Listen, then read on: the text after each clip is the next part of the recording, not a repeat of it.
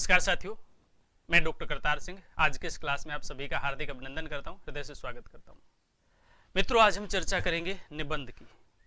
निबंध अपने आप में बहुत महत्वपूर्ण विषय, चाहे आप किसी भी लेवल को लेकर के तैयारी कर रहे हैं, यदि आप यूपीएससी दे रहे हैं तो निश्चित रूप से निबंध आपके लिए एक तरह से पूरी की पूरी दिशा को बदलने वाला, दिशा को परिवर्तित करने वाला हो सकता है।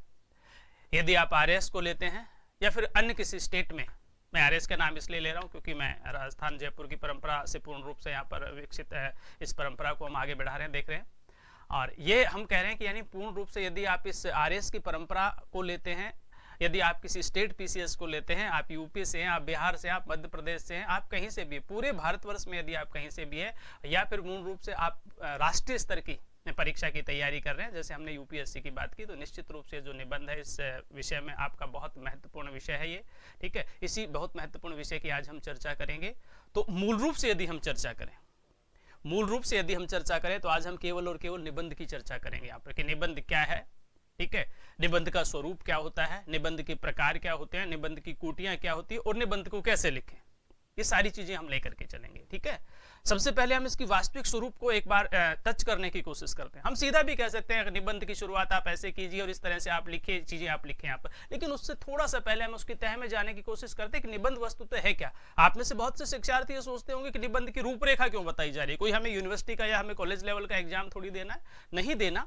लेकिन विद्वानों ने निबंध के बारे में जो कहा है, विद्वानों ने निबंध के बारे में जो कहा है, एक्सपर्ट जो लोग थे निबंध के बारे में, उन्होंने जो कहा है, जिन्होंने इस निबंध की परंपरा को जिया है, जिन्होंने विभिन्न प्रकार के निबंध लिखे हैं, उस परंपरा को यदि आप लेते हैं तो वहां से भी कुछ न कुछ क्लू, कुछ न कुछ हिंट आपको मिल सकता है। इसलिए उन लोगों की रूपरेखा को 2 या 5 मिनट में देखने में आपका कुछ जा नहीं रहा, हमारा कुछ जा नहीं रहा, कुछ न कुछ हम उसमें से प्राप्त ही करेंगे, कुछ न कुछ निश्चित रूप से हम उसमें से प्राप्त ही करेंगे, ठीक है। इसलिए निबंध के स्वरूप के बारे में थोड़ी सी हम चर्चा करते हैं, वास्तविक स्वरूप की एक बार हम इसकी झांकी को प्रस्तुत करते हैं। और सबसे पहले हम देखते हैं कि निबंध वस्तु तो है क्या।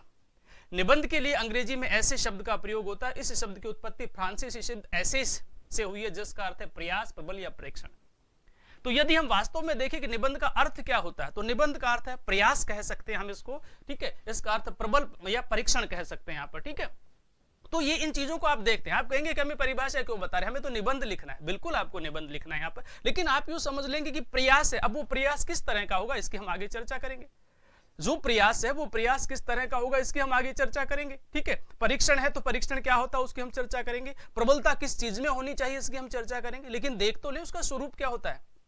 जिस विषय वस्तु पे हम जाना चाहते हैं, जिस स्तर पर हम जाना चाहते हैं, जहां पर हम पहुंचना चाहते हैं, कम से कम सीढ़ियों पर यदि कदम दर कदम वहां तक पहुंचे तो मुझे लगता है कि बहुत आसानी हो जाती है। तो इसी प्रकार से हम इसका वर्णन करते हैं। मिकेल मांतेन, फ्रांसीसी लेखक, इन्होंने सर्वप्रथम ऐसे शब्द का प्रयोग किया, यानी निबंध के जनक के रूप में हम चर्चा करते हैं। 1500 के आसपास जो इनका पहला निबंध आता है, 1500 समथिंग में, हम उसकी चर्चा नहीं करें क्योंकि वो हमारा विषय नहीं है। निबंध क्या है और किस तरह की कोटि का होना चाहिए, इसकी विचारधारा क्या है, इसके तत्व क्या है, पहले हम इसकी चर्चा करेंगे और फिर निबंध कैसे लिखा जाता है फिर हम उसकी चर्चा करेंगे, जो आपका मूल विषय। तो सबसे पहले हमने ऐसे शब्द की बात की, यहाँ पर इसका नोरियल प्रयास है। हिंदी निबंध साहित्य की एक ऐसी विधा जिसमें लेखक किसी विषय के संबंध में अपने विचारों को स्वच्छंद साहित्यिक शैली व्यक्त करता है यहाँ पर, ठीक है। अपने विचारों को, अपनी व्यक्तिगत विचारधारा को स्वतंत्र रूप से एक साहित्यिक शैली में आपको प्रस्तुत करना होता है यहाँ पर। तो आप कहेंगे ये चीजें हमारे काम की नहीं है, लेकिन 100% ये चीजें आपके काम की है। इसलिए 100% ये चीजें आपके काम की है क्योंकि वहां पर वर्णन किया है कि निबंध में पूर्ण रूप से आप क्या करेंगे, आप अपनी स्वच्छंद शैली का वर्णन करेंगे, आप अपनी साहित्यिक विचारधारा का वर्णन करेंगे, ठीक है। आप अपनी साहित्यिक विचारधारा का वर्णन करेंगे, आप अपनी स्वच्छंद शैली का वर्णन करेंगे। तो जब इन चीजों का वर्णन आप कर लेते हैं, जब इस स्वच्छंद प्रवृत्ति का आप वर्णन कर लेते हैं, आप साहित्यिक शैली का वर्णन कर लेते हैं, तो आपका जो निबंध हम आगे लिखने जा रहे हैं, जिसकी हम चर्चा कर रहे हैं, अपने आप ही ना पूर्ण रूप से सही हो जाएगा, ठीक है। उसमें एक क्वालिटी आएगी, उसमें एक उदात्त भाव आएगा, उसमें सबलाइम आएगा। तो ये चीजें आपको निश्चित रूप से देखनी पड़ेगी, ठीक है। इसके द्वारा नियम आविष्कृत होते हैं। ये देखिए इसमें क्या लिखा है कि शैली व्यक्त करता है, निबंध एक ऐसी कलाकृति है जिसमें नियम लेखक द्वारा ही आविष्कृत होते हैं। मतलब इसमें आपको कोई बहुत ज्यादा नियमों को फॉलो नहीं करना पड़ेगा।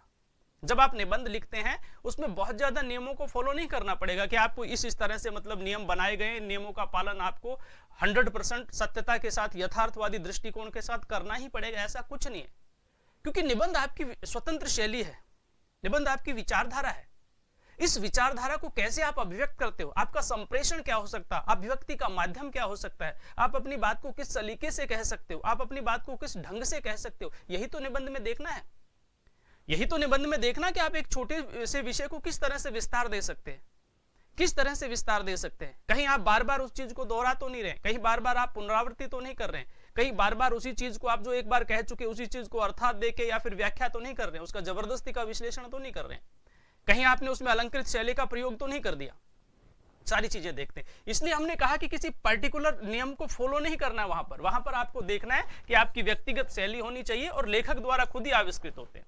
निबंध में सहज, सरल और आडंबरहीन ढंग से व्यक्तित्व की अभिव्यक्ति होती है। जिस भी किसी चीज का वर्णन करेंगे सहज होगा, सरल होगा और आडंबर से हीन होगा। बाहरी दिखावा नहीं होगा, बाहरी दिखावा नहीं होगा कि आपने उसमें शैली डाल दी, आपने उसमें अलंकार डाल दिया, आपने उसमें छंद डाल दी। अपनी भाषा शैली की बात बता रहा हूं, इतने दुर्गुह शब्दों का प्रयोग कर दिया, इतने कठिन शब्दों का प्रयोग कर दिया कि उसके विश्लेषण की आवश्यकता है, उसकी व्याख्या की आवश्यकता है, उसके अनुवाद की आवश्यकता है, नहीं चलेगा। ठीक है, ये सारी चीजें हमें देखनी है। हमने कहा कि आप में से बहुत से शिक्षार्थी मेरी बात से सहमत नहीं होंगे कि ये टॉपिक हमें क्यों पढ़ाए जा रहे हैं या इनसे हमें क्या लेना देना।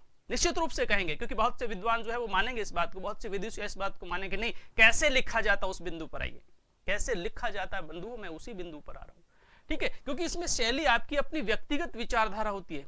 निबंध किसी की बपोती नहीं कि जो कहा गया वैसा आप लिखे, ये आपका स्वतंत्र विचारधारा है, आपकी सोच है, आपका तरीका है, आपकी सोच है, आपकी बुद्धि है, आपकी प्रवृत्ति है, आप किस ढंग से अपनी बात को कह सकते हो। हमें आडंबरों से हीन भाषा का प्रयोग करना है, बहुत ज्यादा दिखावा नहीं करना। मैंने कहा कि ऐसे आडंबर नहीं बना देने कि आप उस शैली उस शैली को चमत्कृत करने की कोशिश करें। आपको चमत्कृत शैली नहीं बनानी, वहां पर आपको सिंपल सीधे सरल सरस और सुबोध शैली में अपनी बात को अभिव्यक्त करना है, सामने वाले को प्रभावित करना है, उसका उदात्त भाव बना रहे, ठीक है, उसकी मौलिकता बनी रहे, हम दिशा से भटके ना। हम अब मूल रूप से ऐसा प्रयास करें कि जिस बिंदु को हमने लिया उसी की तह में हम निकलते हुए चले जाएं। ठीक है, एक भाषा का ऐसा प्रवाह है कि सामने वाला बह जाए, बस उसको लगे कि बस इसको हम छोड़े नहीं। ठीक है, एग्जामिनर को लगे कि हाँ बिल्कुल हम उसके साथ साथ उसकी भावनाओं के साथ बहने की कोशिश कर रहे हैं यहाँ पर। ठीक है, उस बिंदु तक, अंतिम जो बिंदु, वहां पर धीरे धीरे एक के बाद एक माहौल बनाते हुए किस तरह से हम पहुंचते हैं, रास्ते बनाते हुए कैसे हम अपने मेन मकसद तक पहुंचते हैं। यहाँ पर ये भाषा शैली आपका प्रवाह होना चाहिए यहाँ पर। ठीक है, यही बात यहाँ पर बताएगी। इसमें लेखक बिना किसी संकोच के अपने पाठकों को अपने जीवन अनुभव को सुनाता है। हिंदी साहित्यिक निबंध का विकास आधुनिक काल में हुआ है यहाँ पर। ठीक है, आधुनिक काल, ये हालांकि काल विभाजन की बात है, इसकी हम चर्चा नहीं करेंगे क्योंकि हम मूल रूप से निबंध कैसे लिखे, क्यों लिखे, किस ढंग से लिखे, इसकी चर्चा कर रहे हैं। लेकिन एक आध बातें जो कहीं न कहीं आपके निबंध की शैली में काम आएंगी उसकी हम चर्चा करते हैं। बाबू गुलाब राय, फिर एक बार मैं आपसे रिक्वेस्ट करता हूं, आप कहेंगे बाबू गुलाब राय, श्यामचंद्र दास, आचार्य रामचंद्र शुक्ल, ये साहित्य की बातें हमें क्यों पढ़ा रहे हैं। मैं आपको साहित्य की बातें नहीं पढ़ा रहा हूं, मैं आपको उस भूमिका तक लेकर के जा रहा हूं कि निबंध में क्या होना चाहिए। आप अपनी तरफ से लिखते हैं, विद्वान जो है आप चार लोगों को पकड़ करके ले आते हैं, जहां पर जिन लोगों ने आईएएस टॉप कर लिया या जिन लोगों ने मतलब यूपीएससी टॉप कर लिया, जिन लोगों ने स्टेट पीसीएस को टॉप कर लिया। ठीक है, एक बार उन्होंने जो निबंध लिखा, जरूर तो नहीं कि हर व्यक्ति उन्हीं की शैली को अपनाए। आप एक एग्जाम में देते हो तो आपके 10 में से 10 नंबर आते हैं, आप दूसरा एग्जाम देते हो उसी दिन तो 10 में से 4 नंबर आते हैं। वो परिस्थितियों पे डिपेंड करता है, वो विषय पे डिपेंड करता है। ठीक है, सब कुछ ऐसा नहीं होता कि वो व्यक्ति टॉप कर गया तो आप ही उसके पीछे पीछे उसकी पूंछ पकड़ के टॉप कर जाएंगे, ऐसा नहीं होता। ठीक है, आपकी अपनी व्यक्तिगत विचारधारा, आपकी अपनी पहचान है, आपकी अपनी सोच है। एक व्यक्ति ने जो किया उससे आप सहारा ले सकते हो। ठीक है, उससे आप सहारा ले सकते हो, उससे आप क्लू ले सकते हो, उससे आप प्रेरणा ले सकते हो, लेकिन रास्ते तो आपको खुद बनाने बंधु, आपको अपने रास्ते खुद बनाने। अगर आप पूर्वजों के पद चिन्हों पर ही चलते गए, अगर आप पूर्वजों के बने बनाए पद चिन्हों पर चलते गए, उनके बने बनाए नियमों पर चलते गए, तो आने वाली पीढ़ियों को विरासत में आप क्या देंगे।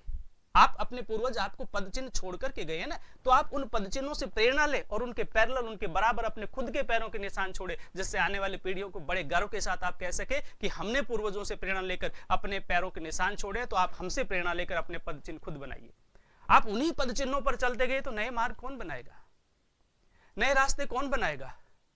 भीड़ से अलग आपको सोचना है। ठीक है, टॉपर के पीछे नहीं जाना, उससे आप प्रेरणा ले सकते हो, उसने क्या लिखा उससे आप पूछ सकते हो, उसकी भाषा शैली क्या रही उससे आप पूछ सकते हो। लेकिन वो व्यक्ति भी जब दोबारा उस विषय को लिखेगा तो उसमें उतनी उदात और उतनी गरिमा नहीं आएगी जितनी पहली बार आज रही होगी। हो सकता है वो दूसरी दिशा में चला जाए, वो परिस्थितियों पर डिपेंड करता है, वो देश काल वातावरण पर डिपेंड करता है। ठीक है, इसलिए आप, मेरा निष्कर्ष ये है, मेरी बात का मकसद ये, मेरी बात का कहने का, कि आप अपनी खुद की विचारधारा, स्वतंत्र विचारधारा को अपनाइए। निबंध में क्या होता है इसकी हम चर्चा कर रहे हैं, कैसे लिखें इसकी हम चर्चा करेंगे। विद्वानों ने क्या कहा, क्या होना चाहिए निबंध में, उनसे अगर एक एक पॉइंट को यदि आप उठाते हो बाबू गुलाब राय से और श्याम सुंदर दास और आचार्य शुक्ल से आपको कोई लेना देना नहीं है।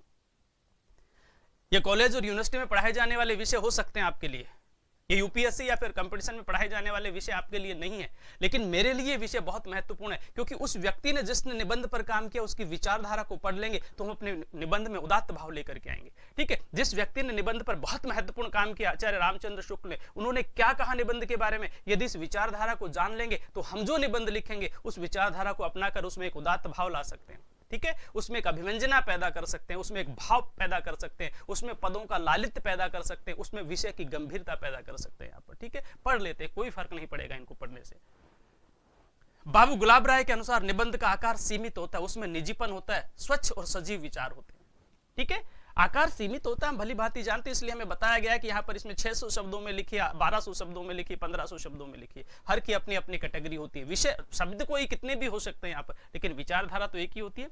इसलिए सीमित शब्दों में यदि बाबू गुलाब राय की विचारधारा का मैं निष्कर्ष निकालने की कोशिश करूं, जैसे निबंध में भी हम उपसंहार लिखते हैं, कंक्लूजन निकालते हैं, ठीक है, प्रस्तावना से लेकर के बाद तक, तो यदि हम इसके कंक्लूजन को निकालने की कोशिश करें तो ये कहेंगे कि सीमित शब्दों में अपनी बात को स्वतंत्र विचारधारा के माध्यम से, स्वतंत्र विचारधारा के माध्यम से उस सजीव तत्व को लेते हुए, उस उदात्त भाव को लेते हुए, उसकी मौलिकता को लेते हुए अपनी व्यक्तिगत विचारधारा उसमें लिखनी होती है। आप सहमत हैं या नहीं है, कोई फर्क नहीं पड़ता, विषय क्या है, वो कहना क्या चाहता है, उस विषय को आपको पकड़ना है और उस विषय को पकड़ करके आपको शब्दों का विस्तार देना है। यहाँ पर आपकी व्यक्तिगत सोच हो सकती है, आपकी निजी विचारधारा हो सकती है, आपकी शैली हो सकती है, आपका तरीका हो सकता है, बस मौलिकता नहीं मरनी चाहिए। ठीक है, बाबू गुलाब राय कहना चाहते हैं। रामचंद्र शुक्ल के अनुसार यदि पद्य कवियों की कसौटी है तो निबंध गद्य की है, गद्य की कसौटी, इसलिए कहा भी है गद्य कवि नाम निकषम वदंती। गद्य जो होता है वो कवियों के लिए, रचनाकारों के लिए, लेखकों के लिए निकष होता है, कसौटी का पत्थर होता है। ठीक है, जैसे सोने को पत्थर पर रगड़ करके देख लिया जाता है कि खरा है और कितना खरा है, इसी प्रकार पद्य कोई भी लिख देगा, तुकबंदी किसी में भी आ जाएगी यहाँ पर। ठीक है, अर्थ कोई भी दे देगा, अलंकार कोई भी दे देगा, छंद कोई भी दे देगा, लेकिन गद्य कवि नाम निकषम वदंती, गद्य जो होता है वो कवियों के लिए निकष, रचनाकारों के लिए कसौटी का पत्थर होता है। हम भी गद्य लिख रहे हैं, हम भी निबंध लिख रहे हैं जो गद्य की एक विधा है।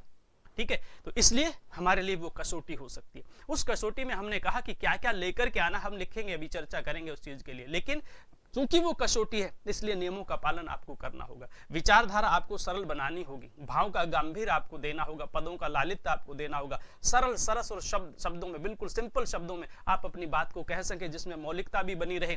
ठीक है, और विषय के विषय में गंभीरता में भी हम प्रवेश कर जाए, सारी चीजों का आपको ध्यान रखना होगा। ठीक है, श्याम सुंदर दास के अनुसार निबंध वह लेख है जिसमें किसी गहन विषय पर विस्तार पूर्वक और पांडित्यपूर्ण ढंग से विचार प्रस्तुत किया जाता है।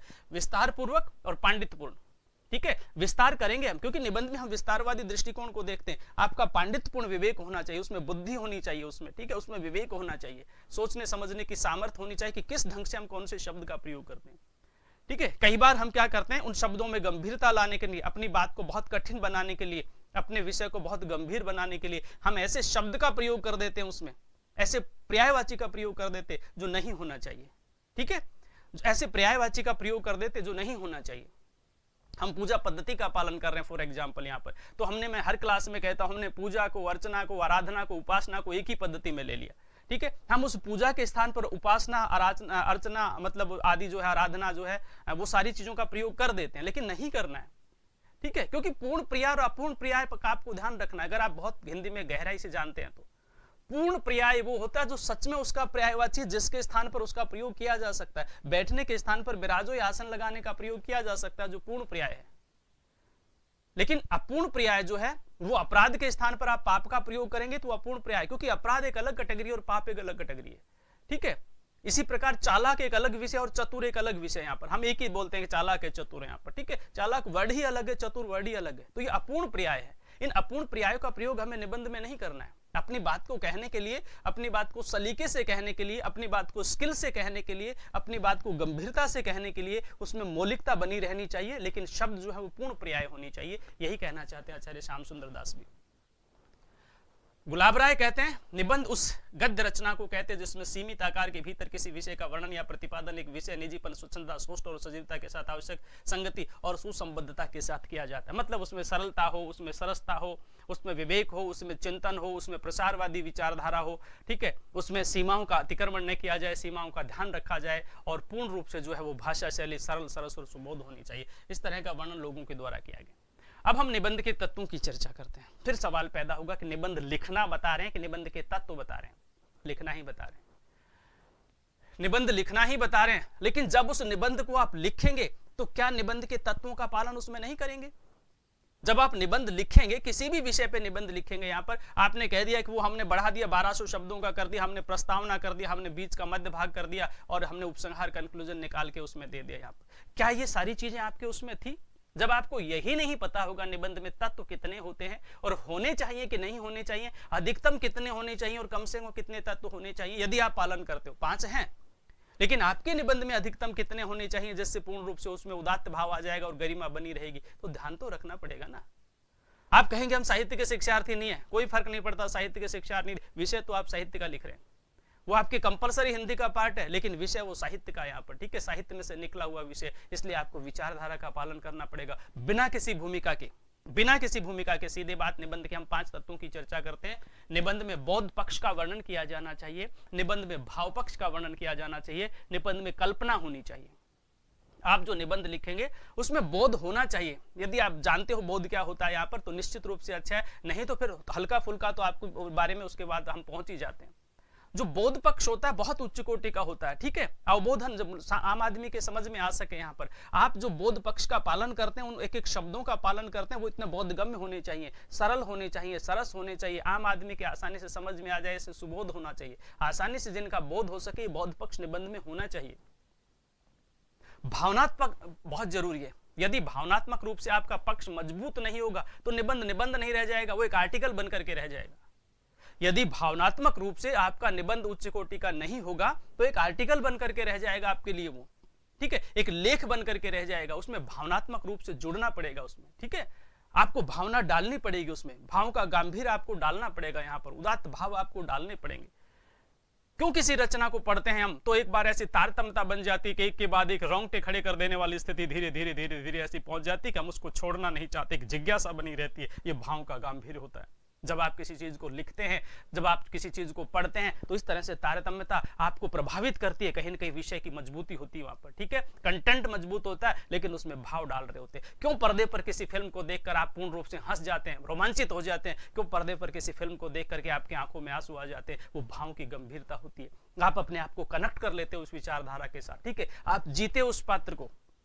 यदि राम सीता के वियोग में आंसू बहा रहा है, ठीक है, और कहता है बोलो ये जमीन बोलो आसमान कौन सी दिशा में गए मेरे भगवान, पूछता है, भरत पूछता है अपने भाई से कि ये जमीन ये आसमान कुछ तो बोलो मेरे भाई राम कहाँ चले गए। वो वियोग है, राम जो सीता के वियोग में दुखी होता है या कोई किसी के वियोग में दुखी होता है यहाँ पर, तो आप उस वियोग को जीते हैं, आप उस वियोग को जीते हैं, अपने आप को कनेक्ट कर लेते हैं कुछ समय के लिए उसके साथ में। वो विचारों का गंभीर और भाव की गंभीरता होती है, लानी पड़ेगी आपको भाव पक्ष में निबंध में। कैसे आएगी चर्चा करेंगे हम यहाँ पर, ठीक है, एक दिन में कुछ नहीं हो सकता, लेकिन विषय गंभीर है तो थोड़ा समय लगेगा, धीरे धीरे स्टेप वाइज आप समझेंगे तो सारी चीजें आपके समझ में आएंगी, ठीक है। केवल ये कह देने से कि भाई आप विषय में बस इतना लिख देना, ये कोटेशंस डाल देना, ये डाल देना, वो डाल देना, ऐसा कुछ नहीं होता। जो सामने बैठा होता है वो भी बहुत बुद्धिमान है, ठीक है, जो आपकी कॉपी को चेक करते हैं बहुत बुद्धिमान है। आप अपने ढंग से निर्णय करते हैं, वो अपने ढंग से निर्णय करते हैं, ठीक है, वो अपने ढंग से निर्णय करते हैं। आप सभी के अंदर प्रवेश नहीं कर सकते, सबकी विचारधारा में प्रवेश नहीं कर सकते। आप देख लोगे, आरटीआई लगा के देख लोगे किसने क्या लिखा और किसने क्या लिखा, लेकिन यदि मैं कॉपी चेक करता हूं, एग्जाम्पल फॉर एग्जाम्पल, आप कॉपी चेक करते हो फॉर एग्जाम्पल, ठीक है, और मैंने उसमें से मतलब 10 में से 4 नंबर दे दिया आपकी विचारधारा से, ठीक है, तो आप मुझे चैलेंज तो नहीं कर सकते। इसलिए चैलेंज नहीं कर सकते क्योंकि आपने नियमों का पालन नहीं किया। और यदि आपने नियमों का पालन किया तो देखते हैं फिर उसमें क्या होता है, फिर कहां नंबर की कटिंग होती है। विचारधारा बना दी लोगों ने हिंदी में कि हिंदी है 10 में से 8 आएंगे, हिंदी पूरे नहीं आते। अरे भाई क्यों नहीं आएंगे पूरे नंबर?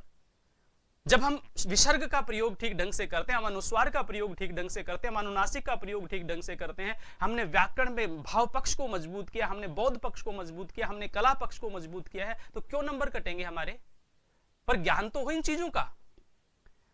बस एक ही विचारधारा हमने रट ली कि प्रस्तावना डाल देंगे, मध्य भाग डाल देंगे, उपसंहार डाल देंगे, ठीक है, प्रस्तावना से तो बड़ी क्या कहना चाहते बता दे, मध्य भाग में मूल विषय वस्तु, कंक्लूजन में निष्कर्ष निकाल देंगे, नींबू निचोड़ करके, जो थोड़ा सा रस बचता है ना वो निष्कर्ष हो गया यहाँ पर, ठीक है।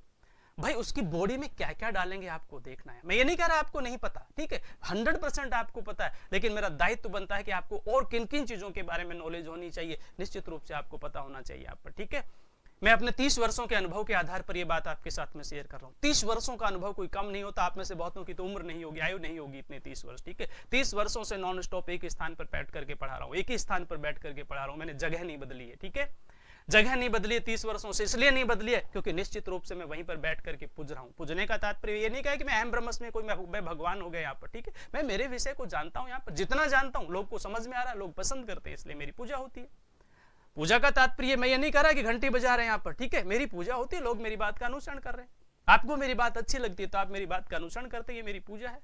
मैं आपकी बात से प्रभावित होता हूं, ठीक है, तो निश्चित रूप से मैं आपकी बात का सम्मान करता हूं और पीछे से मैं कहता हूं कि चाहे कुछ भी हो लेकिन आज क्लास में तो मजा आ गया यहाँ पर। ये मेरी पूजा है, ये आपकी पूजा है यहाँ पर, ठीक, कर्म ही पूजा है। आइए मुद्दे की बात करते हैं। भाव पक्ष है, उसमें कल्पना होनी चाहिए, भाव का गांभीर्य होना, उसमें कल्पना होनी चाहिए, क्योंकि जब तक आप कल्पना नहीं डालेंगे उसमें आपका निबंध उच्च कोटि का बन नहीं सकता, क्योंकि निबंध के तत्व का पार्ट है ये। निबंध के तत्व ये मूल प्राण है, तत्व के बिना आप पूरा हो ही नहीं सकते।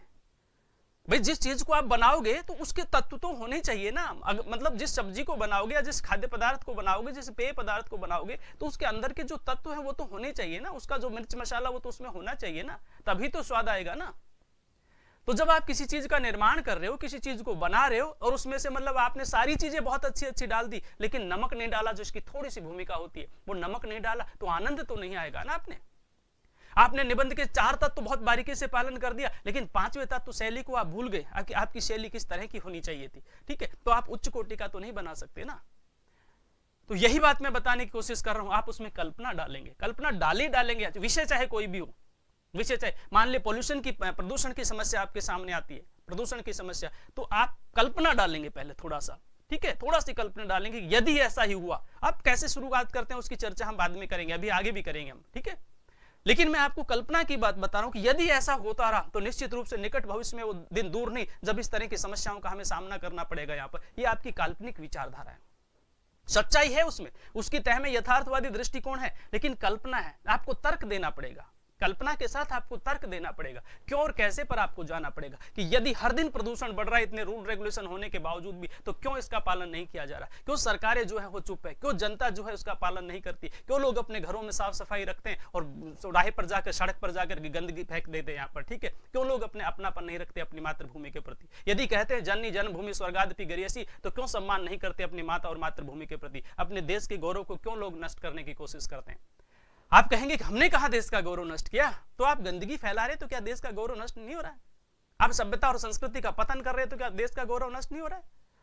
आप जिस सभ्यता और संस्कृति से ताल्लुक रखते हो आपको उसका सम्मान करना है यहाँ पर, ठीक है। यही भाव हम बात कर रहे हैं। आपको कल्पना देनी है, आपको तर्क देना है, क्यों कैसे किंतु परंतु ऐसा हो, तर्क देना है, आपको यथार्थ देना है, यथार्थ देना है। आपने कल्पना कर दी कि यदि ऐसा हुआ तो निकट भविष्य में और भी ज्यादा हमारे लिए परिस्थितियां विकट हो सकती हैं यहाँ पर, ठीक है। मेरा ऐसा मानना, हम कल्पना करते हैं, तर्क देंगे कि ऐसा क्यों हो रहा है, इसके लिए सरकार भी जिम्मेदार है और सरकार से अधिक इसके लिए पब्लिक जिम्मेदार है, क्योंकि सरकारें सिर्फ नियम बना सकती है, पालन हम करेंगे, आप करेंगे पालन। यदि हम और आप पालन नहीं करेंगे तो कैसे समस्याओं का समाधान होगा। सरकारों के कह देने से कुछ नहीं होता, पब्लिक को खुद जागरूक होना पड़ेगा, ठीक है।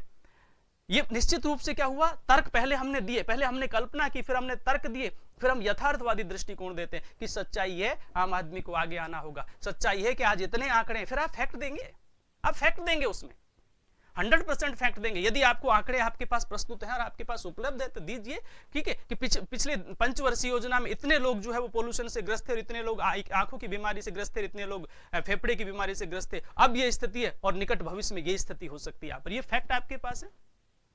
निष्कर्ष मेरा यह है कि आप बौद्ध पक्ष का पालन करेंगे, आप भाव पक्ष का पालन करेंगे, आप कल्पना का पालन करेंगे। कल्पना के साथ 2 चीजें मैं फ्री में आपको दे रहा हूं कि कल्पना, तर्क और यथार्थ। ये निबंध का प्राण है, ये निबंध का प्राण तत्व है।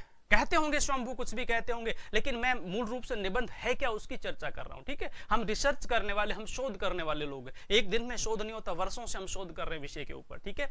और दोनों विषयों को हम साथ लेकर के चलने वाले लोग हैं। जो मैं दोनों विषयों को साथ लेकर के चलता हूं यहाँ पर, ठीक है। मैं उतना ही समय जो है संस्कृत भाषा को देता हूं, उतना ही समय जो हिंदी भाषा को देता हूं, क्योंकि हिंदी की तह में जाने के लिए या हिंदी की पूर्व पीठिका को पढ़ने के लिए हमें संस्कृत में जाना पड़ता है। जाना पड़ता है। आप कहेंगे कि दो अलग अलग भाषाएं हो सकती हैं आपके लिए, मेरे लिए तो एक ही भाषा वो प्रवाह होती गई, संस्कृत पाली प्राकृत ब्रंश शोरसेनी और हिंदी, और वहां से सारी चीजें कनेक्ट होती गई। यहाँ पर मैं दो भाषाओं को जोड़ने की नहीं कोशिश कर रहा हूं, मैं तो पूरे विश्व को जोड़ने की कोशिश कर रहा हूं। हम भारोपी परिवार से आते हैं, भारोपी परिवार में निश्चित रूप से सारी भाषाएं हमारा एक ही ढंग से काम करती हैं यहाँ पर, ठीक है। मैं इतर नहीं ले जा रहा हूं, आपको मूल कंटेंट, मूल विषय वस्तु से जोड़ने की कोशिश कर रहा हूं। आपको कल्पना करनी है, आपको तर्क देना है, आपको यथार्थवादी दृष्टिकोण देना है। शैली की बात करता हूं, यही व्यक्तित्व है।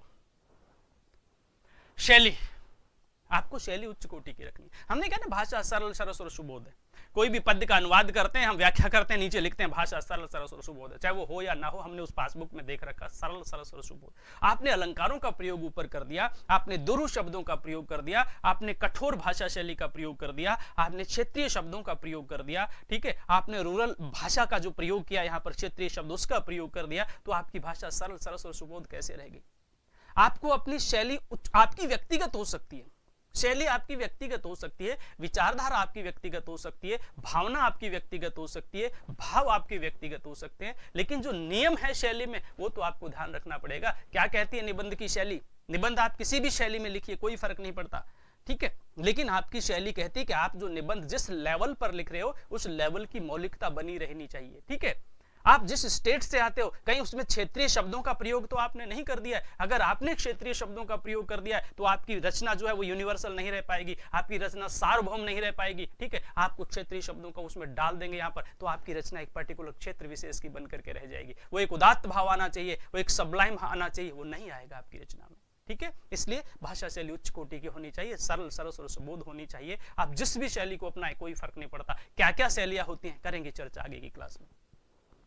संवेदना बहुत जरूरी है, निबंध में संवेदनाओं का होना बहुत जरूरी है। यहाँ पर आप उससे इत्तेफाक रखते हैं या नहीं रखते कोई फर्क नहीं पड़ेगा, लेकिन आपको संवेदना रखनी पड़ेगी कि जब तक समाज के प्रति संवेदना नहीं रखेंगे, जब तक मानव के प्रति संवेदना नहीं रखेंगे, जब तक विषय के प्रति संवेदना नहीं रखेंगे, पूर्ण रूप से जुड़ाव महसूस हो ही नहीं पाएगा, ठीक है। तो उसमें आपको इन सारी चीजों का पालन करना है। निष्कर्ष यह है निबंध के तत्वों का कि उसमें भाव पक्ष भी है, उसमें बोध पक्ष भी है, उसमें कल्पना भी है, उसमें तर्क भी है, उसमें यथार्थ भी है। शैली जो है वो भी उच्च कोटि की है और यूनिवर्सल शैली का प्रयोग हमें करना है। अगर आप जिस भी भाषा में पढ़ रहे हो उस भाषा में जहां तक उच्च शब्दों का प्रयोग जो ऑल इंडिया में बल्कि ऑल स्तर पर और पूरे विश्व में जो फैले उसकी हमें चर्चा करनी है। कहीं क्षेत्रीय शब्दों का पुट उसमें नहीं होना चाहिए। और उसके बाद संवेदना और इंद्रिय बोध की हम चर्चा करते हैं। हम चर्चा कर रहे हैं मूल रूप से निबंध के तत्वों की, ठीक है।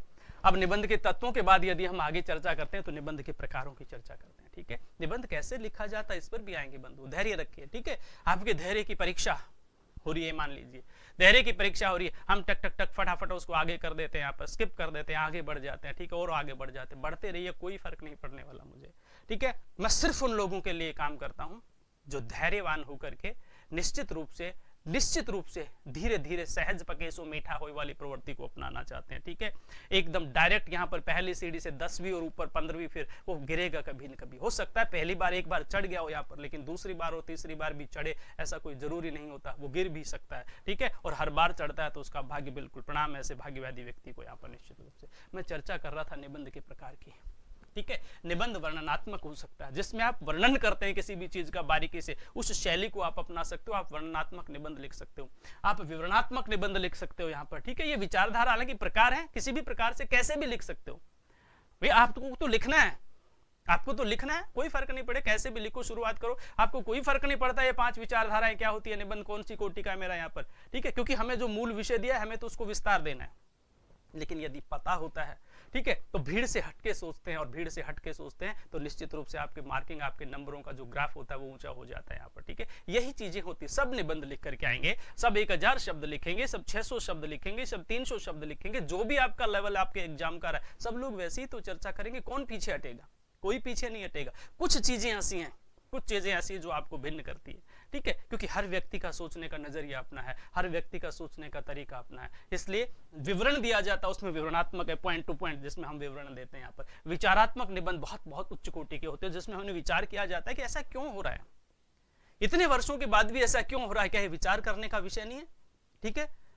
जब हम बात करते हैं आजादी के दिनों की बात करते हैं और शुरुआत की हम बात करते हैं, तो हमने कहा कि हिंदी को हम रखेंगे यहाँ पर, अंग्रेजी को भी कुछ समय के लिए हम रखेंगे, जिस और धीरे धीरे क्या हुआ, जैसे जैसे हिंदी को प्रभावी बनाते गए, धीरे धीरे क्या हुआ, हिंदी के उसमें अंग्रेजी के उसके प्रभाव को हम कम कर देंगे, उसके उपयोग और उसके प्रयोग को हम कम कर देंगे। लेकिन इतने साल गुजर जाने के बावजूद भी, ठीक है, लगभग 70-75 वर्ष गुजर जाने के बावजूद भी आज भी हिंदी का प्रवाह जो है वो इतना तीव्र गति से नहीं हुआ जितना होने चाहिए था। और जो विदेशी है, जो अन्य भाषाएं हैं, वो तीव्र गति से हमारे ऊपर आक्रमण कर रही हैं, ठीक है, हमारे प्रभाव को दबाने की कोशिश कर रहे हैं। यहाँ पर कोई तो बात रही होगी यहाँ पर, ठीक है। क्या ये सोचने का विषय नहीं है? किनको सोचना है? क्या सरकारों को सोचना जो सत्ता लेकर के बैठे, आम आदमी को सोचना है यहाँ पर, ठीक है, या किसको सोचना है? या शिक्षकों को सोचना है, या सिलेबस बनाने वाले विद्वानों को सोचना है, ठीक है, शिक्षाविदों को सोचना है, किसको सोचना है? हम और आप सिर्फ सोच सकते हैं यहाँ पर, ठीक है। सिस्टम के अंदर जो लोग हैं, विचारधारा तो उन्हीं की लागू होनी है ना यहाँ पर। तो ये विचारात्मक है, किस ढंग से कौन काम करेगा इन विषयों के ऊपर, ठीक है। हम शुरुआत कर सकते हैं यहाँ पर, हम अपनी बात आप तक पहुंचा सकते हैं, लेकिन काम तो आपको करना है ना। तो किसी भी कोटि को आप लीजिए, विचारात्मक शैली आपकी होती है यहाँ पर, ठीक है। भावात्मक निबंध की हमने चर्चा कर दी, विभिन्न प्रकार के निबंध विद्वानों ने भावात्मक लिखे हैं। आचार्य रामचंद्र शुक्ल की बात करें हिंदी में, विभिन्न प्रकार के भावात्मक निबंध उन्होंने लिखे जो भावनाओं को उद्वेलित करते हैं और भावनाओं को उजागर करते हैं, भावनाओं में प्रवाह पैदा करते हैं। आलंबन और उद्दीपन की भाषा बोल रहा हूं मैं। आत्मपरक निबंध व्यक्तिवादी हो सकते हैं, जिसमें मूल रूप से आप अपनी विचारधारा व्यक्त कर सकते हैं। ये निबंध के प्रकार होते हैं, ठीक है, ये मूल रूप से निबंध के प्रकार होते हैं। अब जो मुद्दे की बात है वहां हम चर्चा करने की कोशिश कर रहे हैं। ये सारी चीजें तो हमने कर ली, प्रारंभ हमने देख लिया, ठीक है, उसके स्वरूप को हमने देख लिया, उसके तत्वों को हमने देख लिया, लोगों की विचारधारा को हमने पढ़ लिया, ठीक है, सॉरी, निबंध की कोटियों को हमने देख लिया। ये सारी चीजें हो गई। अब जो सच्ची बात हमारे सामने उपस्थित होती है उसकी हम चर्चा करते हैं कि हम क्या करें और किस में लिखें। तो मैं आपसे यही कहना चाहूंगा कि जो विद्वानों ने कहा है कि आप उसमें भाव पक्ष डालिए, तो वो किसी भी विद्वान ने कहा है, आपको कोट तो नहीं करना विद्वान ने किसने कहा है, तो आपको कोट नहीं करना, क्योंकि आपको तो निबंध लिखना है, ठीक है। वो कौन से विद्वान रहे हमें कोई फर्क नहीं पड़ता, लेकिन भाव का गंभीर होना चाहिए। बोध पक्ष को मजबूत रखिए, कल्पना को मजबूत रखिए, यथार्थ को मजबूत रखिए, तर्क को मजबूत रखिए, ठीक है, भाव पक्ष को मजबूत रखिए। यहाँ पर आपकी शैली उत्तम कोटि की होनी चाहिए यहाँ पर, और फिर आप किसी भी विधि को अपना करके आप निबंध लिख सकते हैं। अब आपको मूल विषय ये देखना होता है कि भाई विषय हम किस प्रकार से विषय का चयन करें, क्योंकि वहां जो विषय आप यदि यूपीएससी के देखेंगे जहां आपको 2 निबंध अलग अलग कैटेगरी में से लिखने होते हैं, वो विषय देख लीजिए। किसी स्टेट पीसीएस को देखते हैं तो वहां देख लीजिए, हालांकि वहां शब्दों को थोड़ा जो एवरेज होती है वो कम होती है। या फिर आपका जो निबंध का पेपर होता है यहाँ पर यूपीएससी की मैं बात कर रहा हूँ जहाँ पर, ठीक है, उसकी हम चर्चा करें तो वहां पर हम बहुत ज्यादा 1000-1200 शब्दों तक उसको लेकर के जाते हैं। लेकिन विषय क्या हो, तो विषय तो कोई भी हो सकता है, विषय तो कोई भी हो सकता है। जरूरी थोड़ी कि जो आप विषय कहेंगे उसमें से सवाल पूछा जाएगा। भाई तरीका क्या होना चाहिए, हम इसकी चर्चा कर रहे हैं। विषय कुछ भी हो सकता है, तरीका क्या होना चाहिए हम इसकी चर्चा करते हैं, ठीक है। अब सबसे बड़ी समस्या हमारी ये होती है कि हम किस विषय को अपनाएं। भाई आप जिस विषय को अपनाओ ना, जिस विषय पर आपकी मजबूत पकड़ है, कॉमन चीजें कुछ चीजें तो भाई नारी की स्थिति है, नारी की जैसा है, नारी भारतीय संस्कृति जो रही निश्चित रूप से, तो नारी पर निबंध बनते रहे तो बनते रहेंगे, चाहे वो स्टेट लेवल रहा हो या फिर यूपीएससी का लेवल रहा हो, कोई भी लेवल रहा हो। पर्यावरण मुद्दे की बात करते हैं तो बनते रहे यहाँ पर, एजुकेशन शिक्षा की बात करते हैं तो बनते रहे यहाँ पर मुद्दे यहाँ पर, ठीक है। करंट अफेयर्स की यदि हम चर्चा करते हैं तो होता रहा है, ठीक है। इंटेलिजेंस आर्टिफिशियल की हम बात करते हैं, एआई की हम बात करते हैं तो मुद्दे बनते रहे यहाँ पर। आज के जो भी टेक्नोलॉजी की बात करते हैं तो विषय बनते रहे यहाँ पर। कोई भी विषय आप ले लीजिए, कोई भी विषय ले लीजिए, और एक दिन में नहीं होगा। मैंने कहा एक दिन में कुछ नहीं हो सकता, इतना बड़ा विशाल हिमालय को एक दिन में ऊंचा नहीं हो गया, न जाने एक के बाद एक कितनी परतें जमी होगी और उसके बाद इसने विशाल आकार को धारण किया होगा। कुछ नहीं हो सकता एक दिन में। कोशिश कीजिए, अभी से शुरुआत कर दीजिए। अगर आपको आगे 2 साल बाद का भी सब मतलब मेन लिखना है यहाँ पर, ठीक है, चाहे स्टेट पीसीएस या यूपीएससी की बात करो, तो शुरुआत तो अभी से करनी पड़ेगी आपको। कई बार हम होता है कि कर लेंगे, पढ़ लिया हमने खूब कर, अरे कुछ नहीं होता, करके देखो ना। कर तो पता नहीं क्या क्या लेंगे करने को तो रावण ने भी बहुत कुछ सोचा था मैं कर लूंगा, आपने भी जीवन की शुरुआत में बहुत कुछ सोचा था हम कर लेंगे, लेकिन आधा चला गया, ठीक है। कईयों का तो आधा चला गया। और बंधुओं, फिल्म तब समझ में आती है, फिल्म की कहानी तब समझ में आने लगती है जब इंटरवल के बाद की चीजें होती हैं या फिर पर्दा गिरने वाला होता है। सच्चे शब्दों में कहूं तो फिल्म की पूरी कहानी समझ में ही तब आने लगती है जब पर्दा गिरने वाला होता है। अब जीवन की अधेड़ अवस्था में आप में से बहुत से शिक्षार्थी पहुंच गए हैं यहाँ पर, ठीक है। अब हम बच्चों के बारे में सोचते हैं, बच्चों के भविष्य के बारे में सोचते हैं, और यदि शुरुआत है तो बहुत अच्छी बात है, आपके लिए तो पूरा आकाश खुला पड़ा है, लेकिन करना तो अभी से है। जिनके लिए शुरुआत है उनको भी अभी करना है यहाँ पर, आगे समय नहीं है। और जिनकी आधी गुजर गई यहाँ पर, उनको तो बहुत जरूरी है कि अभी करना है यहाँ पर। तो शुरुआत कीजिए, लिखना शुरू कीजिए, क्योंकि जब हम लिखते हैं और लिख करके जब हम किसी एक्सपर्ट को दिखाते हैं तब पता चलता है हम कितने पानी में। अपने आप को तो हर व्यक्ति विद्वान समझता है कोने में बैठकर कि हाँ बिल्कुल विद्वान है, कोई दिक्कत विदुषी अपने आप में, लेकिन अपने जैसे अपने लेवल के 10-20 लोगों के बीच में आता है तब पता चलता है कि अहम किंचिज्ञो, मैं कुछ नहीं हूं, मैं कुछ नहीं जानता। भर्तृहरि का नीति शतक, मैं कुछ नहीं जानता, पहले तो नशा था कि मेरे जैसा विद्वान इस दुनिया में कोई है ही नहीं, अहम ब्रह्मस्मि, मैं ही ब्रह्म हूं, अहम मतलब तत्वमसि, जो तुम वो संसार में जिस परमात्मा को ढूंढते वो तुम्हारे अंदर विद्यमान। ये भी आपके विषय हो सकते हैं, ये भी आपके विषय हो सकते हैं, अध्यात्म आपका विषय हो सकता है, नीति आपका विषय हो सकता है, एथिक्स, बहुत चीजें आती रही है उनके ऊपर, ठीक है। किसी भी विषय को आप ले लीजिए, उसको गहराई से सोचिए, उसके बारे में चिंतन कीजिए, कितने पर्यायवाची उसके लिए आप लिख सकते हैं, ऐसे शब्दों का प्रयोग कीजिए। पूर्ण पर्याय होना चाहिए, अपूर्ण पर्याय नहीं होना चाहिए। मैं चर्चा कर चुका हूं पूर्ण और अपूर्ण क्या होता है पहले इसी क्लास के बीच में। इन चीजों का आपको ध्यान रखना है। विचारधारा आपकी उच्च कोटि की होनी चाहिए, शब्दों का आपके पास भंडार होना चाहिए। सबसे बड़ी समस्या ये होती है कि भाई हम 300 शब्दों का जब निबंध लिखते थे छोटी क्लासों में 10th 12th में यहाँ पर, तो 150 शब्द लिखते लिखते तो कंगाल हो जाते हैं आधे लोग। फिर वो शब्द कहां से लाएंगे भाई? आप अलग से रफ में पॉइंट बना लीजिए ना, यहां आपको हेडिंग में नहीं जाना, लेकिन वहां से आपको अलग से पॉइंट बना लीजिए, ठीक है। आपको नारी की स्थिति पर लिखना है यहाँ पर, और नारी की स्थिति में आपको देखना है कि वो प्राचीन काल से लेकर और वर्तमान या भविष्य की नारी तक आपको देखना है। तो आप देख लीजिए, एक हेडिंग डालिए अलग से, प्राचीन काल की नारी, वैदिक काल की नारी, मध्य काल की नारी, वर्तमान समय की नारी, भविष्य की नारी, 4 बिंदु आपने बनाए। अब उस एक एक बिंदु के ऊपर आप लिखेंगे तो लिखते चले जाएंगे, एक बिंदु पर 100 शब्द, फिर दूसरे पे, फिर तीसरे पे। अगर आपको लग रहा है कि अब और शब्द कम हो गए तो 2 बिंदु अलग से और बना लीजिए आप रफ में, कि अब इन पर लिखना है। ऐसे 10-5 विषय बना लीजिए और उन विषय के ऊपर आप लिखते चले जाइए, लिखते चले जाइए। अथाह सागर भरा पड़ा इस लेवल पर आने के बाद, विचारों का अथाह सागर भरा पड़ा। आप सोच के थोड़ी आते हैं, घर से आते हैं कि मुझे आज ये बोलना है। एक्सपर्ट व्यक्ति की बात बता रहा हूं, ठीक है, जो घर से किताब से पढ़ के आए, कुंजी मास्टर, वो तो 4 बातें ही पढ़ के आएगा और फिर वो तो 40 मिनट और 30 मिनट की क्लास को देखेगा, फिर बोलेगा फटाफट अब अगली क्लास, मेरी आगे क्लास से जाना है मुझे यहाँ पर, क्योंकि उसका जो भंडार है वो रित गया, खाली हो गया। लेकिन आपको एक विषय दे दिया जाए, आप घंटों बोल सकते हो उस विषय के। हम स्वामी विवेकानंद की परंपरा से आने वाले लोग, हम सुनने के ऊपर 72 घंटे बोल सकते हैं, कोई कम लोग थोड़ी। हम इस परंपरा को निभाने वाले लोग, हमें बस विषय दे दिया जाए, निरंतर हम बोलते रहेंगे। हम सब्जेक्ट के ज्ञाता लोग हैं सारे के सारे, ठीक है। आप कोई कम लेवल पे थोड़ी हो यहाँ पर, इसलिए कुछ भी दे दिया जाए आप बोलते चले जाइए, लिखते चले जाइए, लिखे लिखे लिखे लिखे लिखे लिखते चले जाइए। फिर खुद उसका मतलब मूल्यांकन कीजिए कि आपने कहीं दूध को दूध तो नहीं लिख दिया, कहीं मात्रा तो नहीं लिख दिया, कहीं आपने परीक्षा को परीक्षा तो नहीं कर दिया, छोटी री की मात्रा परीक्षा के स्थान पर कीचड़ का प्रयोग तो नहीं कर दिया। ये आपको देखना है।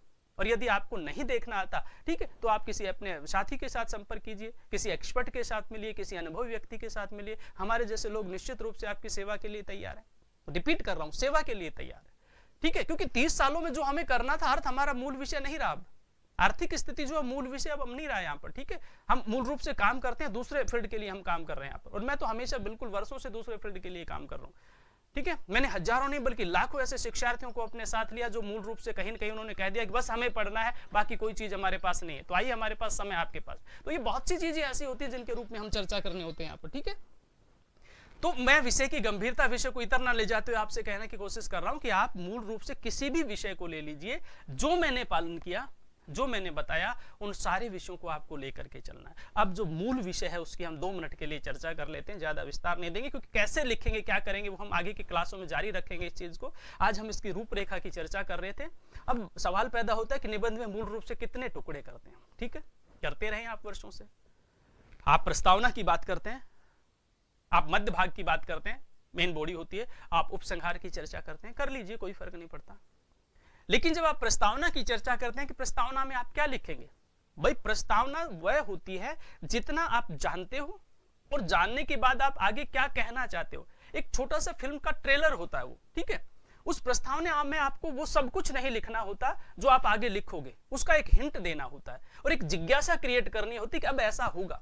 जैसे हम सीरियल देखते हैं, डेली सोप देखते हैं वहां पर, ठीक है, और वो ऐसे मोड़ पर उसको कट करते हैं यहाँ पर कि मतलब उसकी आत्मा, जो देखने वाला होता है, उसकी आत्मा 3 दिन के लिए भटकती रहती है कि अगले संडे को या अगले मंडे को पता नहीं क्या होगा इसमें, ठीक है। वो ऐसे मोड़ पे कट करते हैं, वो जिज्ञासा क्रिएट करते हैं।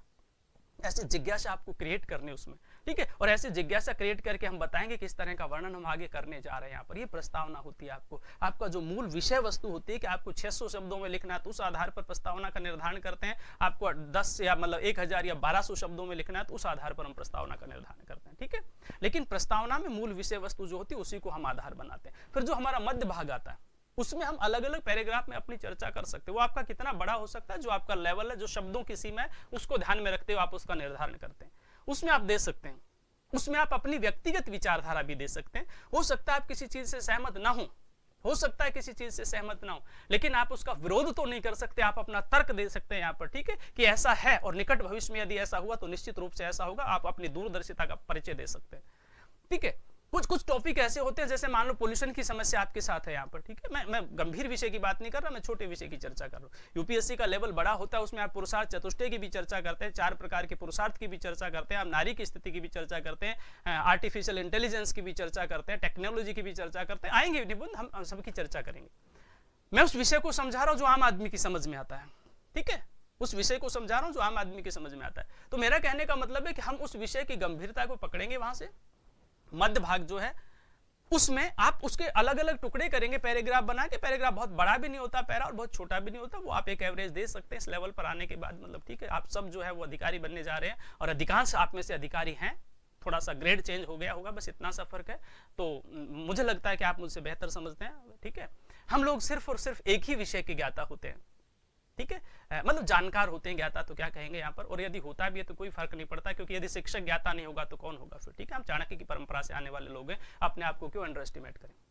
तो हम ये बात कर रहे थे, हम एक ही विषय को जानते हैं, लेकिन आप तो पूर्ण रूप से सब कुछ जानने वाले हो यहाँ पर, ठीक है। शिक्षक लोग तो अपने ही सब्जेक्ट को जानता है, उसकी तय में जाता है, लेकिन आप तो ओवरऑल सब चीजों को जानने वाले लोग हो। आपको तो पूरा दुनिया संभालनी है, पूरा देश संभालना है जाकर के। मेरी शुभकामनाएं आपके साथ में।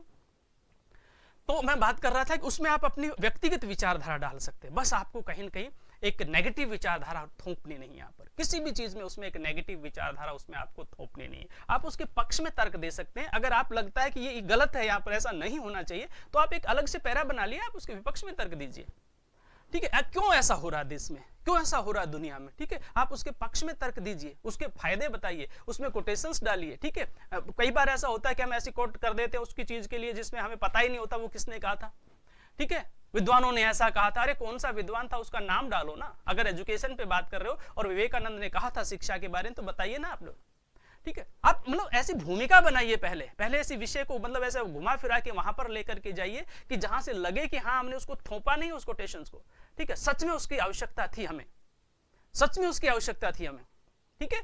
विभिन्न प्रकार से हम कह सकते हैं। अगर आप स्वास्थ्य पर काम कर रहे हैं यहाँ पर, ठीक है, आप स्वास्थ्य पर काम कर रहे हैं, तो आप अरस्तु की उस भूमिका को लाइए कि स्वस्थ मन उसमें, बुद्धि में स्वस्थ मस्तिष्क निवास करता है। किसी भी प्रकार से, मैं केवल उसकी कोट नहीं कर रहा हूं, उसकी उन्होंने जो मूल का उसकी चर्चा नहीं कर, मैं किसी भी रूप में कह सकता हूं, ठीक है। दूसरे शब्दों में यदि कहे कि हम विवेकानंद की विचारधारा को स्वास्थ्य के साथ जोड़ते हैं, एजुकेशन के साथ जोड़ते हैं, तो स्वामी विवेकानंद कहते हैं कि यदि आप गीता के श्लोक को पढ़ना चाहते हो, ठीक ढंग से पढ़ना चाहते हो, तो खेल के मैदान में जाओ। यदि आप गीता के श्लोक को ठीक ढंग से पढ़ना चाहते हो तो खेल के मैदान में जाओ। अब सवाल पैदा होता है कि खेल का मैदान और गीता का श्लोक ये कहां आ गया।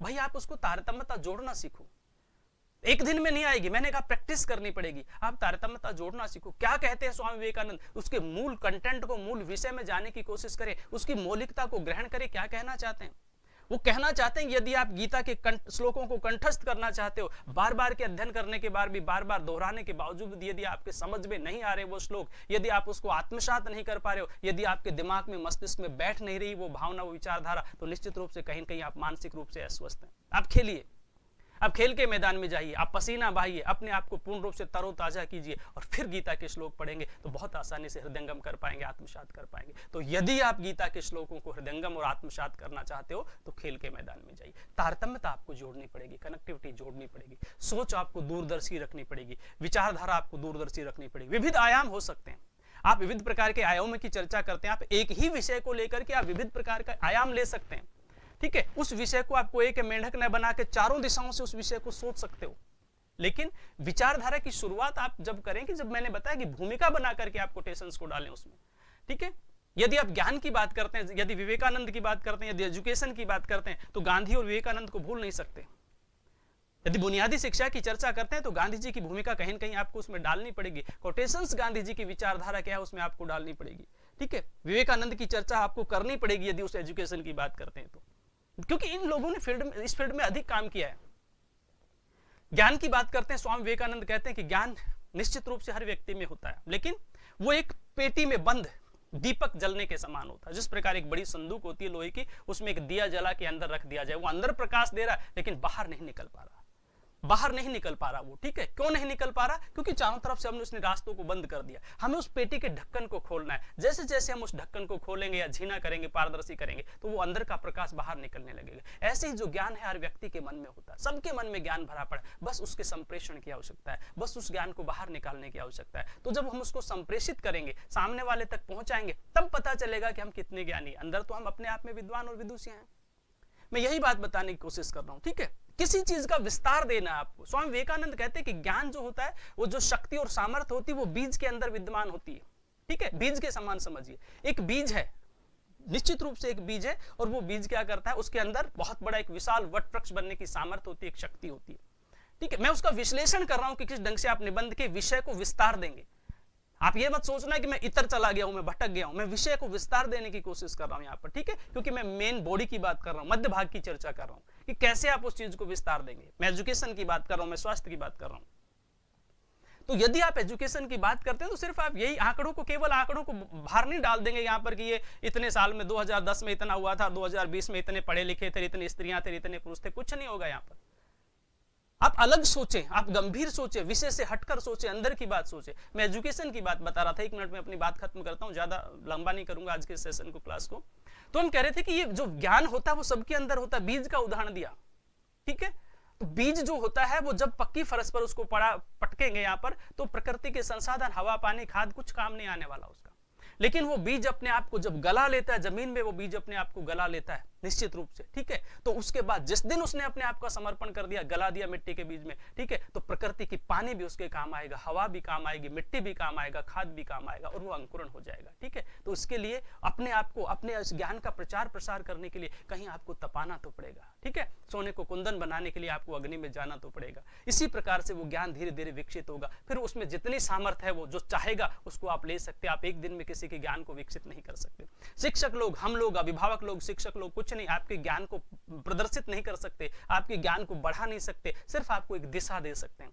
आप में जो सामर्थ्य है वो अपने आप लेंगे। वो जो पौधा है, मैं उसको एक दिन में बड़ा नहीं कर सकता। मंत्र बोल करके ओम नमः स्वाहा किया और मैंने उस पौधे को बड़ा कर दिया, मैं नहीं कर सकता, ठीक है। शिक्षक सामने वाले को एक दिन में विद्वान नहीं बना सकते, विदुषी नहीं बना सकते। हम लोग, शिक्षक लोग, अभिभावक लोग, बाहर के पेरेंट्स लोग क्या कर सकते, आपको एक उचित माहौल दे सकते हैं। वो पौधा अपने आप मिट्टी से पोषक तत्व तो लेकर के बड़ा होगा, धीरे धीरे बड़ा होगा, ठीक है। जो चाहिएगा हम सिर्फ बाहरी आक्रमण से रोक सकते हैं उसको, ठीक है। उसको बाढ़ लगा सकते हैं, उसको आवारा पशुओं से बचा सकते हैं, लेकिन उसको वृद्धि तो अपने आप ही करनी है। शिक्षक लोग तो सिर्फ और सिर्फ इतना सा काम करने वाले लोग, आपको दिशा दे सकते हैं, आपको सद्मार्ग दिखा सकते हैं, आपको सही सही रास्तों पर ले जा सकते हैं। भटके हुए लोगों को एक मध्य मार्ग बन करके, एक मेडिएटर बन करके आप कहीं न कहीं निश्चित रूप से एक दिशाओं की ओर ले जा सकते हैं। ये शिक्षकों का काम है।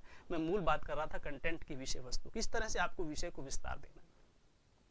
नारी की यदि हम बात करते हैं, मान लीजिए नारी के ऊपर आ गया, तो हमने कहा कि पहले आप प्राचीन काल की नारी की, फिर मध्यकाल की नारी की, फिर वर्तमान काल की नारी की, फिर भविष्य की नारी के स्वरूप की चर्चा करें। और ये आपके मस्तिष्क में होना चाहिए। और इस लेवल पर जाने के बाद आपको लगता है, निश्चित रूप से आपको लगता है कि ऐसा है, ठीक है, कि प्राचीन काल में नारियों की स्थिति बहुत उच्च कोटि की और महान रही थी। यहाँ पर वो प्राचीन काल की वैदिक नारियां, मैत्रेयी, गार्गी, अपाला, लोपामुद्रा, जो भी अनसुया, सबका वर्णन करेंगे यहाँ पर, ठीक है। पढ़ने वाली, पढ़ाने वाली स्त्रियों की हम चर्चा करेंगे। नारी की उपस्थिति के बिना कोई भी काम, धार्मिक कृत्य कभी पूरे नहीं हो सकते थे। यहाँ तक कि भगवान राम को जब यज्ञ करना पड़ा, ठीक है, तो सीता की स्वर्णमयी मूर्ति बना करके यज्ञ करना पड़ा। मध्यकाल में नारी की स्थिति बहुत अच्छी रही आती, बराबरी का अधिकार था, सबको बराबरी का दर्जा दिया गया था। कुछ दौर ऐसे आते हैं जो नजरअंदाज नहीं किए जा सकते, लेकिन ओवरऑल यदि हम समीक्षा करें तो उसको हम सकारात्मक चीजों को लेकर के चलेंगे। वर्तमान समय में नारी की स्थिति बहुत अच्छी सुदृढ़ हो गई है, ठीक है। पुरुष प्रधान समाज में भी नारियों को बराबर का हिस्सा मिलता है। यहाँ पर चाहे हम, अगर आपके पास आंकड़े हैं तो आप दीजिए, आप संसद के आंकड़े दीजिए, विधानसभाओं के आंकड़े दीजिए, नौकरियों के आंकड़े दीजिए, आरक्षण के आंकड़े दीजिए, बिल्कुल दीजिए, क्योंकि तर्क, कल्पना और यथार्थ हमें डालनी है उसमें। भविष्य की नारी की यदि चर्चा करें, ठीक है, तो हमें पॉजिटिव सोच रखनी है, सकारात्मक विचारधारा रखनी है। हमें विचारधारा ये नहीं रखनी कि आज नारी धीरे धीरे पर्दे से बाहर निकल करके इतने पर्दे से बाहर निकल गई है कि आज उसका अस्तित्व इतना ऊंचा उठ गया है कि मतलब उसको आशीर्वाद देने वाले हाथ छोटे पड़ गए। ऐसी विचारधारा नहीं रखनी है। निश्चित रूप से जो नारी है उसकी गरिमा प्राचीन काल में थी, मध्यकाल में थी, आज है और भविष्य में भी रहेगी। नारी चाहे कितना ही मतलब विकास कर ले, कितनी भी ऊंची, लेकिन हमेशा वो परिवार की जिम्मेदारियों को निभाने वाली होती है। हमेशा वो पुरुष के साथ काम करती है। हम ये नहीं कहे उसके अंडर में काम करती है, उसके साथ कंधे से कंधा मिला करके काम करती है। वो अपनी इच्छाओं का कभी दुरुपयोग नहीं करती, अपनी इच्छाओं का दमन करती है यहाँ पर, ठीक है। अपनी मान्यताओं का दमन कर लेगी, लेकिन किसी परिवार को कभी आंच नहीं आने देगी। और निकट भविष्य में नारी की स्थिति और भी अधिक सुदृढ़ होती चली जाएगी। एक विचारधारा आपको रखनी है, एक पॉजिटिव विचारधारा आपको रखनी है। निष्कर्ष की जब हम चर्चा, ये आपके मध्य भाग की चर्चा में कर रहा था। आप सकारात्मक दे सकते हो, आप पक्ष में दे सकते हो, आप विपक्ष में दे सकते हो। पक्ष और विपक्ष आपके पास नहीं है तो आप अलग अलग कैटेगरी बना सकते हो, ठीक है, और कैटेगरी बना के आप उसका पालन कर सकते हो। लेकिन जो निष्कर्ष आपका होता है उसमें उसमें आपको बहुत कम कंक्लूजन देना होता है। आपने जो प्रस्तावना में लिखा था, कम से कम मैं मानता हूं कि उससे 50% ही आपका उपसंहार और निष्कर्ष होना चाहिए, क्योंकि प्रस्तावना में आपने लिख दिया क्या क्या वर्णन करना चाहते हैं और फिर कंप्लीट आपने वर्णन कर दिया। यहां तो कंक्लूजन है। आप एक पॉजिटिव थिंकिंग के साथ विचारधारा व्यक्त करने चाहते हैं कि हमने कंप्लीट वर्णन कर दिया, ये इसका निष्कर्ष है और भविष्य में हम ये इसका प्रतिफल देखना चाहते हैं, ठीक है। एक पॉजिटिव विचारधारा, एक पॉजिटिव सोच और उसका एक कंक्लूजन, एक निष्कर्ष आप देंगे यहाँ पर, ठीक है। इसलिए किसी भी रूप में आप लिख सकते हैं। आज की मेरी इस पूरे सेशन का, पूरी क्लास का यदि मैं निचोड़ निष्कर्ष निकालने की कोशिश करूं तो मैं यही कहूंगा कि जब भी आप निबंध लिखते हैं, जब भी आप निबंध लिखते हैं, ठीक है, पहले आप अपने पॉइंट का निर्धारण कीजिए।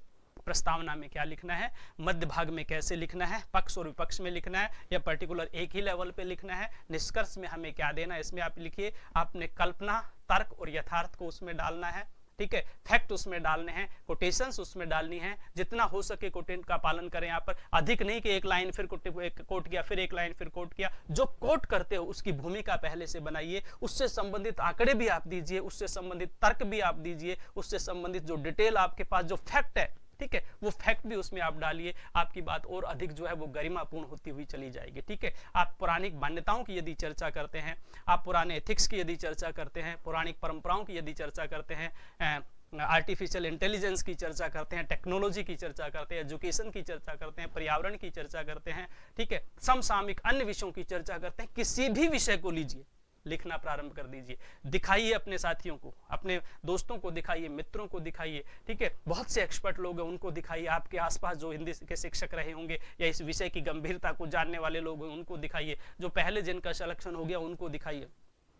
बहुत ज्यादा गौर मत कीजिएगा, बहुत ज्यादा गौर मत कीजिए, क्योंकि आपको भी पता है सिलेक्शन किस बार, कई बार कैसी परिस्थितियों में हो जाते हैं, आप भली भांति जानते हैं यहाँ पर। और सर्विस यानी पद प्राप्त करने के बाद सब विद्वान हो जाते हैं। माफी मांगता हूं मैं इस भाषा का प्रयोग करने के लिए, लेकिन पद प्राप्त करने के बाद में अधिक विद्वान बन जाते हैं यहाँ पर। उस पद की गरिमा बचाए रखना बहुत महत्वपूर्ण विषय होता है। इसलिए सबसे राय लीजिए, ठीक है, लेकिन सबसे महत्वपूर्ण राय आपकी अपनी है, आपका विवेक है। ऑथेंटिक पुस्तकों का सहारा लीजिए, ठीक है। बिल्कुल आपकी जो भी लेवल रहा है उनकी चर्चा कीजिए, जो भी आपके विषय हैं पिछले सालों के पेपर्स उनकी चर्चा कीजिए। यूपीएससी की जो 2 निबंध किस किस ढंग से पूछे जाते हैं, आजकल तो ऐसा होता है कि जो पेपर में जो विषय होते हैं उन्हीं में से दे दिया जाता है, ये आपने देखा होगा, ठीक है।